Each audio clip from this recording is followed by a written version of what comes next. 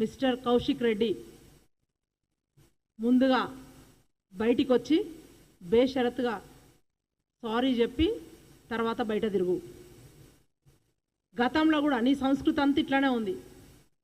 గవర్నర్ని, మహిళా గవర్నర్ వస్తే ఆవిడని, మొన్న అసెంబ్లీలో సీతక్కని, మొన్న మీ నాయకుడు యథా రాజా తదా ప్రజ అంటారు కదా, మీ యువరాజు మాట్లాడిందే కోర్స్ మీరు రిపీట్ చేసిండ్రు. మొన్న రికార్డింగ్ డ్యాన్స్లని ఆయన మాట్లాడతాడు. ఇవాళ అదే పార్టీలో ఏందో పుట్టిన పర్సన్ అందులోనే ఉండి అందులోనే పురుడు పోసుకొని అందులోనే పెరిగినట్టుగా మాట్లాడుతున్నావు ఇక వాళ్ళతోనే. సో వాళ్ళతో తిరిగి 6 నెలల సావాసం చేస్తే వారు వీరైతారు అన్నట్టుగా మొత్తం పోయి మారిపోయినావు. మొత్తానికే పరకాయ ప్రవేశం చేసి మాట్లాడుతూ ఏం మాటలు అవి అంటే, గతంలో కూడా మీ పార్టీ వాళ్ళు మాట్లాడినప్పుడు సంజక్క లాంటి వాళ్ళు, పౌర సమాజం అంతా కూడా గట్టిగా బుద్ధి చెప్పిండ్రు. అయినా సరే మీకు బుద్ధి రాలేదు. మళ్ళీ ఇప్పుడు చీర గాజులు పట్టుకొని పంపిస్తావు. ఏదైనా ఉంటే కోర్టు చూసుకుంటుంది, స్పీకర్ గారిని చూసుకోమన్నారు. It's in their limits. నిన్ను ముందుగాల మీ పార్టీలో ఆటలో అరటిపండులాగా వాడుకుంటున్నారు. ఇందాక సోదరి చెప్పినట్టు మధ్యలో ఊర్లలో నాటకాలు అవుతాయి. వీధి నాటకాలు చేసినప్పుడు బాగోతాలంట. క్యారెక్టర్స్ మధ్యలో ఈ బుడ్రకాన్ వేషాలు వస్తాయి. ఇవాళ దాకా ఇంట్లో వంటి మేరే నామ్ కిర్కోంటి అనుకుంటా వేషం కడతారు. సో అట్లా వచ్చి నిన్ను వాడుతూ ఉన్నారు లిటరల్గా. మరి ఎక్కడికి పోతావో ఆలోచించుకో. ఇవాళ ఆయన బిడ్డ సేఫు, ఆయన కొడుకు సేఫు. అల్లుడు ఓ పక్కన, నిన్నో పక్కన వాడుతూ ఉన్నాడు. జాగ్రత్త కౌశిక్ రెడ్డి.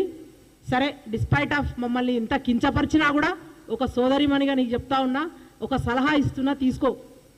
రేపు పొద్దుటి నాడు నీ బతికేమవుతుందో ఆలోచించుకో. తర్వాత ఇందాక వాళ్ళు చెప్పిండ్రు, వీడియోస్ మా దగ్గర ఉన్నాయి, ఇక ఒకసారి చూస్తామంటే మీకు కూడా అందరికి చూపిస్తాం, మళ్ళీ ఒకసారి మర్చిపోగలరు అందరని.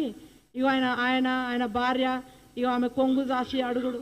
ప్రజలారా అందరికీ కూడా నమస్కారాలు. 2018లో కూడా నేను పోటీ చేసి ఓడిపోవడం జరిగింది. అనేక ఇబ్బందులకి గురైనప్పటికీ ఈనాడు కూడా మిమ్మల్ని నేను విడిచిపెట్టిపోలేదు. మీ కష్ట సుఖాలలో నేను పాలు పంచుకున్నా. దయచేసి ఈ ఒక్కసారి మీ అందరూ నా కారు గుర్తుకు ఓటేసి నన్ను గెలిపించాలని నా చేతులు జోడించి కోరుతా ఉన్నాను.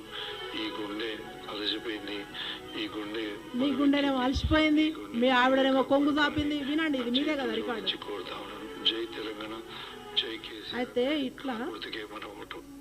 హుజురాబాద్ నియోజకవర్గ ప్రజలందరికీ నా నమస్కారాలు. ఈమెనేమో కొంగు చాపింది.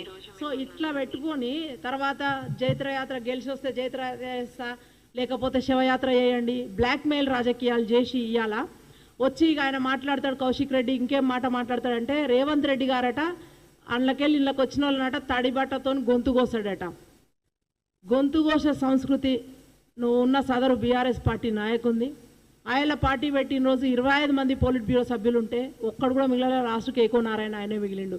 అంటే అడ్డొచ్చిన వాళ్ళందరినీ అడ్డంగా జరిపేస్తూ రేపు ఆయనకు అధికారంకు చేరువవుతున్న టైంలో ఎవరెవరైతే ఆయనకు థ్రెట్ అనుకున్నారో, ఫర్ ఎగ్జాంపుల్ మనకు తెలుసు తెలంగాణ సాధన సమితి నరేంద్ర గారిని, నవ తెలంగాణ దేవేందర్ గౌడ్ గారిని, తల్లి తెలంగాణ విజయశాంతి గారిని, తర్వాత ఆంజనేయ రెడ్డి గారిని, విజయ రమణారావు గారిని, గాదా ఇన్నయ్య గారిని, ఇక మస్తున్నది అసలు లిస్టు, పెద్ద లిస్టు ఉన్నది. అందరం కూడా బాధితులమై ఉన్నోళ్ళం.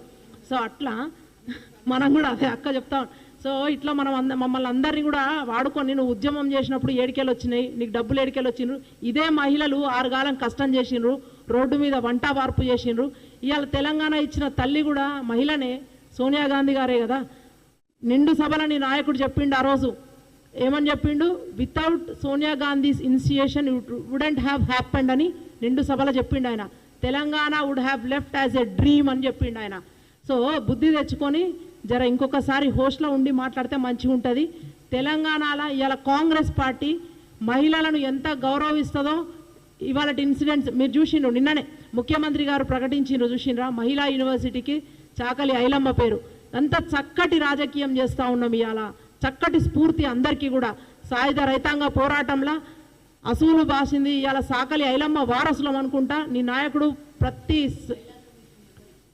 ప్రతి వేదిక మీద మాట్లాడుతూ, సరే ఇవాళ వాళ్ళ ఐలమ్మ గారి మనవరాలు కూడా ఆ అమ్మాయికి ఇవాళ మహిళా కమిషన్ల మెంబర్గా కూడా ప్రకటించిండ్రు గౌరవ ముఖ్యమంత్రి గారు. అట్లాంటి ఆయనను పట్టుకొని ఎవరు వాడుకున్నారు, ఎవరు తడి గుడ్డతో గొంతులు కోసిండ్రో అది తెలుసుకోవాలి ముందుగాల.